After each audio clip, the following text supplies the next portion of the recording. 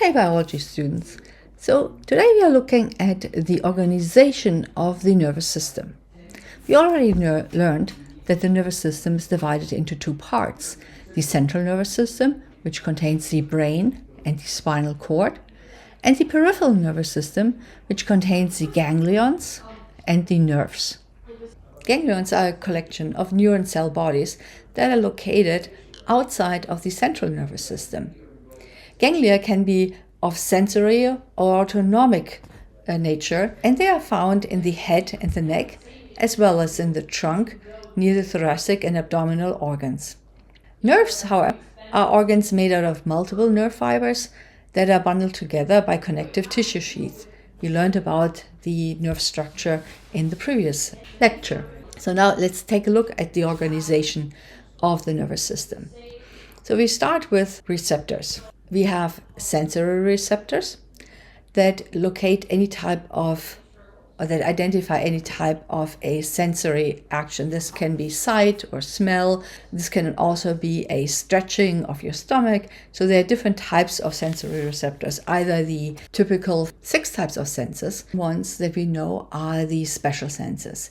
So special senses would be vision, like seeing something, which is processed by the eyes, hearing, which is processed by the ears, gustation, the taste, it's processed by tongue and mouth, and olfaction, which is the smell, which is processed in the nasal cavity, then touch, but also equilibrium, which is the sense of balance, which is processed by the semicircular canal and the vestibular complex. So these are the special sense receptors. Then we also have the visceral sense receptors.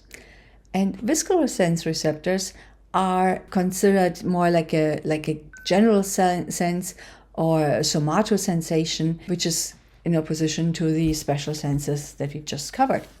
Somatosensation is the group of sensory modalities that are associated more with touch, proprioception, that includes something like pressure, vibration, light touch, tickle, itch, temperature, pain, proprioception.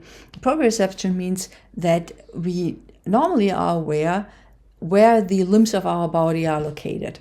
So you always know if your arm is kind of hanging down your side or if you're lifting your arm up. And these are special sensory receptors that are not associated with a specialized organ, but they spread through the whole body in a variety of organs. There are other somatosensory receptors that are located in the skin, but we also find them in muscles, tendons, joints, capsules, and in the wall of visceral organs.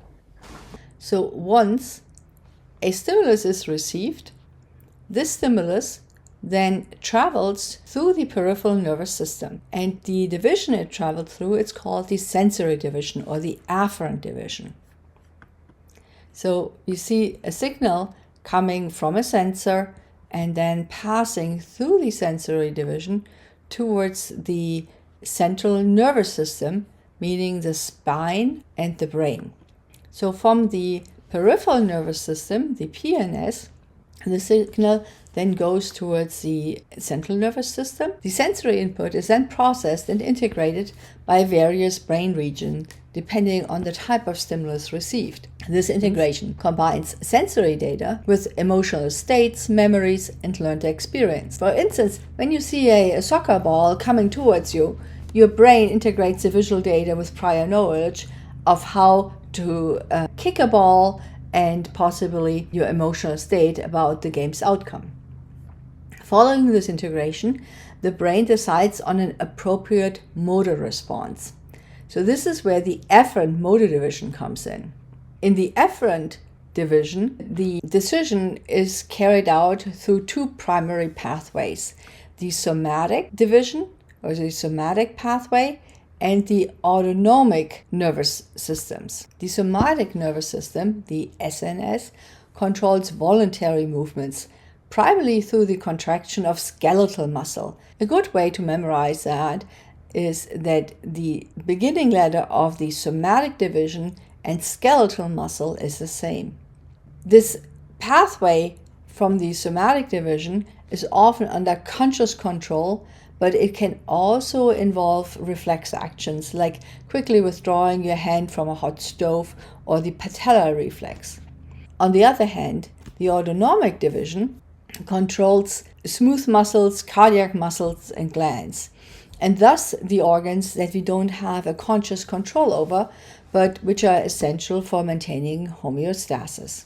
The ANS itself splits into two opposing divisions, the sympathetic and the parasympathetic systems. These divisions act like a balance, working together to ensure that the body responds appropriately to the demands of the environment. The sympathetic division is often called the fight or flight system. It is activated during stressful situations, preparing the body for action.